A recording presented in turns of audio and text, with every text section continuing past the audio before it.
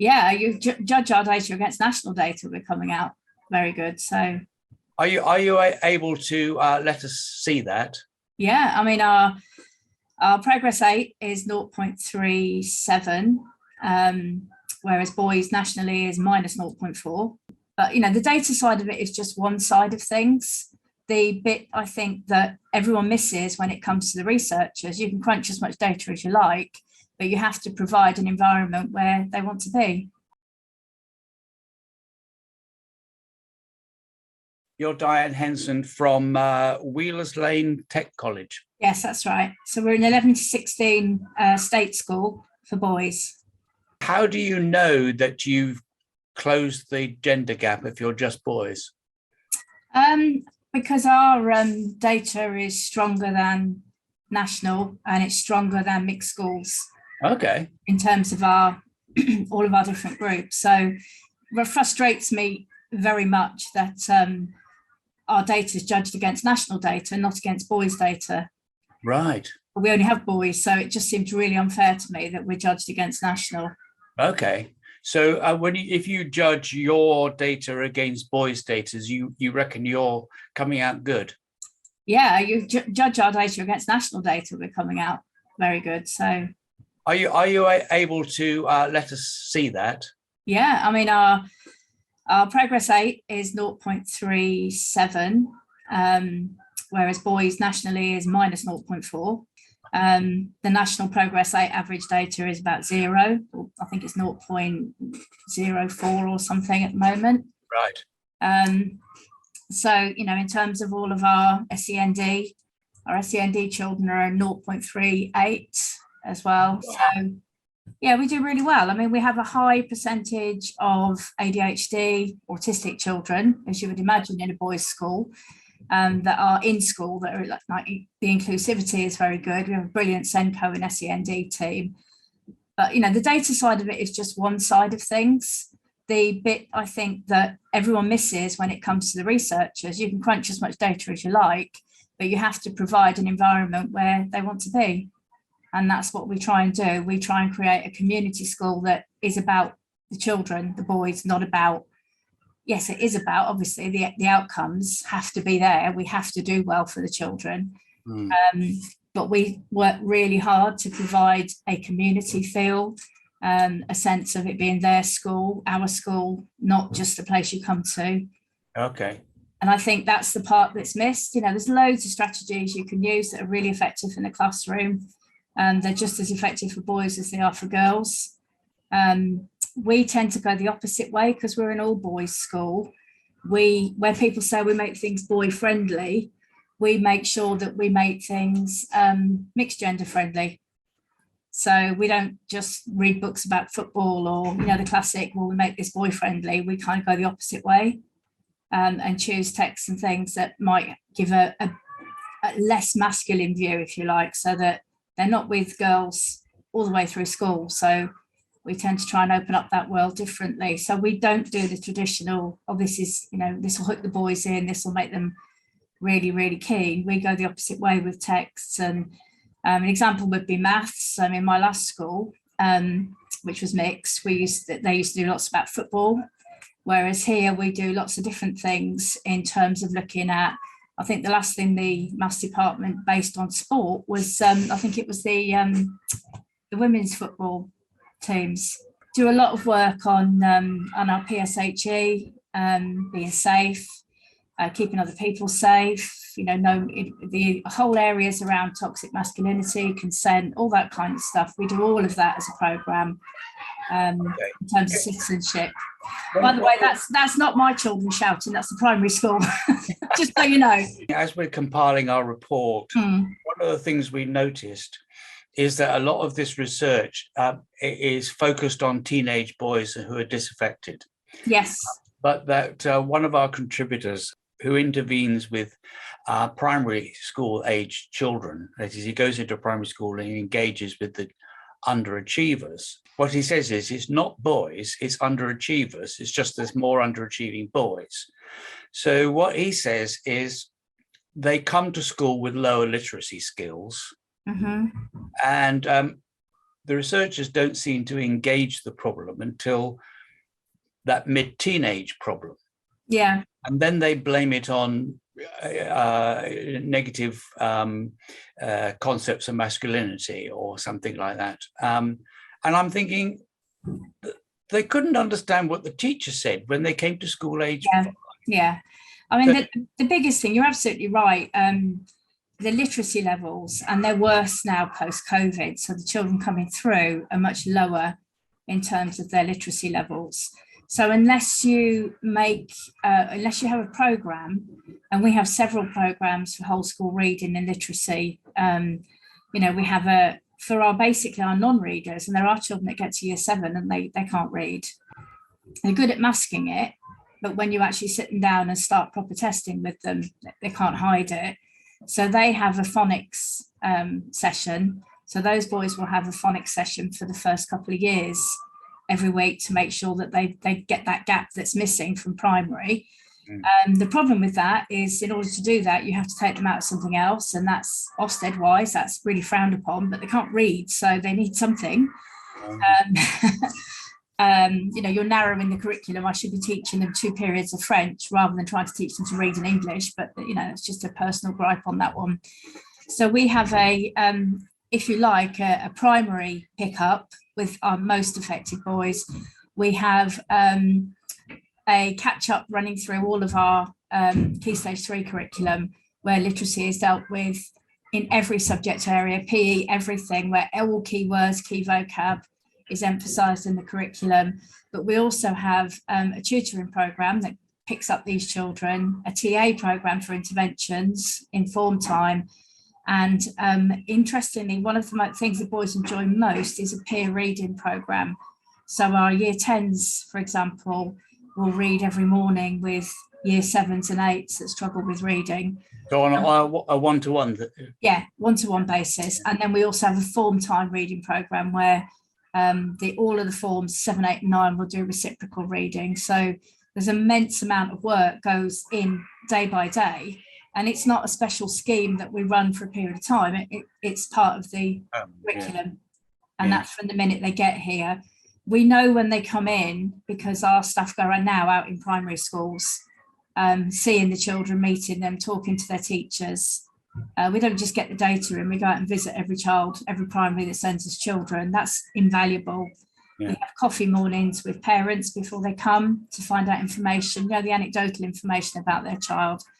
And obviously all of that information goes together to have we have a pupil profile for each child, so that we know where the issue. Sometimes they never transpire and the child settles brilliantly, and actually he's better than we thought he was going to be in terms of his academic output. But other times that prior information, and it allows us to not firefight but be strategic. Firefighting is no good. Like you're saying, when they get to 14, 15, you're not going to make any impact then. You've done it. Yeah.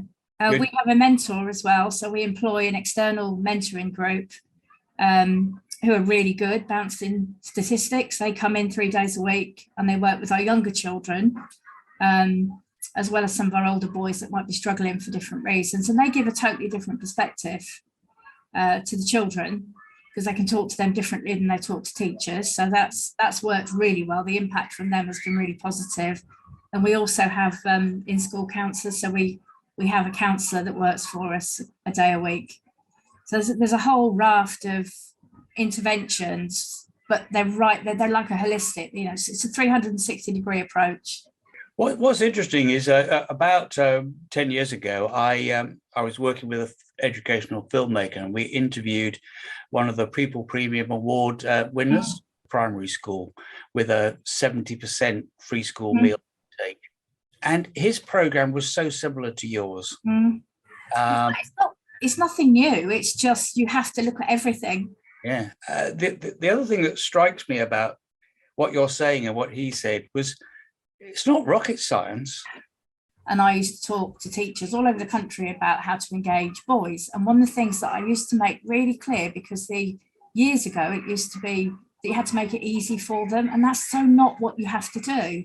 Right. And here, I always say, teach to the top and then help them reach the top, because that's what everybody wants to do. Everybody wants to reach the top. Nobody wants to be taught as if they're stupid. So we have a very different philosophy here, where, you know, it's we can do better. You've done really, really well, but I'm sure we can do better. So our teachers teach to a higher level. We don't dumb it down. We try and make sure that the children get where they need to go in the lesson. You know, it's the teachers that make the difference. All the other stuff supports what the teachers are doing. A child that's, you know, able to offload, is happy, he's in school, you know, he's able to access the curriculum, is going to learn and learn well. And if all those other indicators are met for him, then he's going to be stressed out and difficult in lessons. And sometimes when you've got children on, you know, some quite serious ADHD medication and things, again, you know, we employ an AS specialist to work with the children. She meets them, then observes them, and then gives teaching strategies. You know, how do you keep those in the classroom? How do you deal with they've all got their own like idiosyncrasies that they have to have in place in order to be settled. But that's what you have to do in order, you know, we're very, very successful with those children because we listen to what they need, and everybody wants to do well. Just some people have to have a bit more support to do very well. We have non-teaching support staff so that they're always non-teaching pastoral support, so that they're always available. You know, a head of year who teaches has got a teaching timetable and therefore is not always available. But we have these non-teaching staff. We employ our own family support worker. So we have, you know, senior family support worker who works with really extreme cases and children that are involved with social services. That releases our senior staff from an awful lot of meetings and, you know, that kind of DSL stuff that they can then only, you know, they only need to get involved at the serious end of it. So it's about releasing staff to be with the children, get them away from all the admin and all the stuff that's, you know, clogging up teaching, just allow them to work with the children as much as possible and enriching the curriculum as much as possible as well. How do you afford all that? It's not, I don't know, really. We manage to. We have enough to get by on, and, you know, we manage, but it's just careful. Well, that's really interesting, because a lot of the response that people would give as a reason for not doing it is lack of resources. But you're saying that within normal funding resources, you're able to do it. And think about what you're spending, haven't you? I mean, you can put as many teachers into a department as you want, but you're not going to change anything unless you fundamentally change the culture of the school. So you haven't gone for the small class option? We have a smaller class for our SEND children in all the cores, where we've got more TAs, more support, you know, more support for those children. But most of those children are on EHCPs and have a named member of staff anyway. You know, they have to have one-to-one support. So that's not necessarily us funding all of that. That comes with them. No, we haven't. We have 134 on PAN in a year group, but in reality, we usually get to about 138 because of the pressure of numbers. And we have 5 teaching groups. So we have quite large teaching groups, and they work better. I think some of the research has shown in the past that the smaller the group, the less likely it is for the teacher to bond, because the children act like individuals rather than a class mentality. And what you want is a group and a class mentality as much as possible. You know, we're all in this together, we're all doing this. I think it's about 18. You lose your group dynamic, about 18 or 19 in a group, something like that. If you go under 20, you lose the dynamic. Question which comes up is, does a more disciplined environment benefit boys? Do you think that you run a more disciplined school than the average? No. We very much, I mean, we have a behaviour system. We have very few rules because children can't remember, you know, they're not interested in your behaviour policy. So basically it's be polite, be respectful, don't run in the corridors, that, you know, the usual. Our discipline our culture in school is based around relationships, very much heavily based around relationship. We're not completely like reciprocal discipline, but very much we stress the fact that you need to build relationships with children. You need to talk to them, particularly with boys, because they often, the fight or flight instinct is very strong. And we'll say to staff, for example, if there's a child who's quite difficult, if he's going to walk off, let him go, let him calm down. And then when he's calmed down, then you have the conversation with him. Okay. And you resolve it. And in my experience, resolving an altercation with boys is a lot cleaner and quicker than trying to resolve an altercation with girls. And once they've had that conversation, 9.5 times out of 10, they'll go, oh yeah, okay, sorry, or yeah, I didn't mean that. And they're fine. But that has to be done before the next lesson.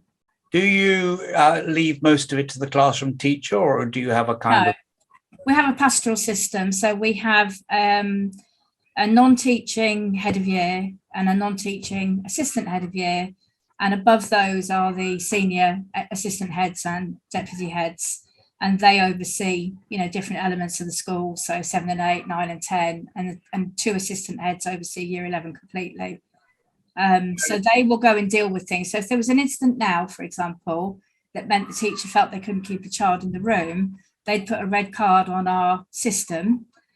They would see it, or the teacher would email the main office and they'd radio out for pastoral to pick up a child. We'd remove the child, sit them out, talk to them about what's happened, write it all down so they've got then they give it to the teacher to read, ask the teacher what's happened, and then there'd be a meeting then between the teacher, the pastoral member of staff and the child to resolve the issue before the following day. But that issue then has to be called home by the class teacher because they were the ones there. It's not very difficult for the pastoral staff to explain why they had to be removed from a room when they weren't there. We find that teachers having the, if you like, the responsibility for talking to the parent and informing them as to why makes people think about the consequences. So we try, and our kind of ethos in school is you de-escalate the situation. Don't escalate things. Don't say, oh, well, if this happens, this is going to happen. And if you do that, I'm going to do this. Because your average teenager is going to go, go on then, especially in front of their friends. And we have a card system. So a green card is I've told you enough times that you need to stop it. A yellow card is a warning, proper warning. Red cards are rare, but they do happen. Yeah. And if you get a teacher that uses the behaviour consequences as the behaviour management, it goes wrong. I'm giving you a green card. If you don't stop that, I'll give you a yellow, and scary kind of thing. That's not what it's intended for. It's a consequence, not a behaviour management system. I mean, you get parents that didn't have good experiences at school themselves, and you might have to build a relationship with them in order to get the support. But generally, we've got one lady, for example, who is almost, she starts off at the primary school. She was served several cease and desist letters and things, but now we've got a deputy head that's built a relationship with her, and whenever there's any contact with that child, it goes through Debbie, my deputy, and it all ends well because she trusts Debbie. And when Debbie tells her, little Johnny has done this, she doesn't argue it. Oh dear. And what we're going to do is this, and we want you to talk to him about it at home. Is that all right? And it works. Whereas at the beginning, she would just scream down the phone at people, literally. But now we've found you have to find a way around it, don't you? I mean, they're here for 5 years minimum. So you've got to find a way to work with parents. Some are more helpful than others, but all of them no parent doesn't want their child to do well. The link between home and school is crucial. And, I've worked really hard in the last 7-8 years to promote ourselves as a community school. Yeah. So that, I send a letter. I know all head teachers probably do it, an email every week, and we ask the local community in, and we do everything we can to encourage people to come into school and support the school. And, it's worked really well. Parents have been really good. We have a very mixed intake. So we're about nearly 40% preschool meals and about 30% SEND. We do manage to get, 90% turnouts on parents' evenings and across the board. But we've worked really hard to do that. If the evening starts, if it's slow, my office staff will be phoning parents saying, you do know it's parents' evening, don't you? You ought to be here. And oh yeah, of course. And in they come. So you just have to work at it. Do you have a higher percentage of male staff or not? Here, no, not particularly. Yeah, probably about half and half, and in all areas as well. We've got male TA, we've got male pastoral staff. It's a female, it's right the way across the board, really. Do you think that you benefit just by being single sex? It's a difficult question, that one, because I worked in a mixed. So this is the only single sex school I've worked in. I really enjoy it. I always said I wouldn't mind working in an all boys school. I have 3 sons of my own, so I'm kind of come from a male environment, I suppose. Came from a family of sisters, so I didn't want to work with women like that, girls. In my last school, when boys get to about 14, they do what I call they peacock around the girls. The girls aren't interested, because teenage girls are usually interested in boys a couple of years older than them. Yeah. But they're constantly then being told they're stupid or get lost or what have you by the girls. So I think there is the removal of that in an all boys school is really powerful, because they don't have that distraction. I'm not saying they all have it, but it's definitely an issue for some of them. What you then have to do is you have to provide the side of the interaction with girls that they don't have. Thank you very much indeed. No problem. Been a right privilege. Bye-bye.